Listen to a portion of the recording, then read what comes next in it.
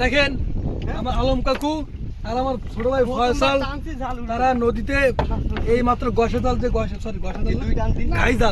ঘাই জাল টানছে। আমিও টানছিলাম, আমার যেবার টানছি সেবার আরো 5-10 কেজি মাছ পড়ছে, এবার তার চেয়ে বেশি পড়ছে।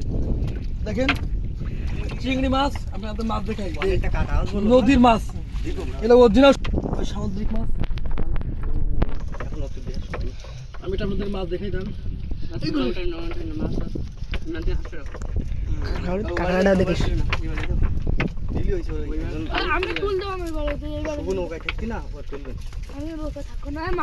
এবারে লোকাতে তুলাম তিনি কাকা।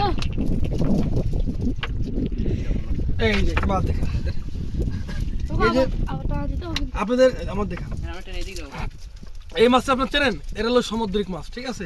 এটা কি মাছ বলে? গুলি মাছ। এরা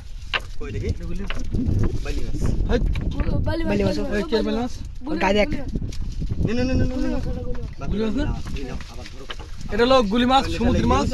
শুধু সমুদ্রে ছাড়া এই মাছ পাওয়া যায় না আমাদের যারা জালিতে দেখো। এটা আলম, তুমি কোন দেশে জালি বলো?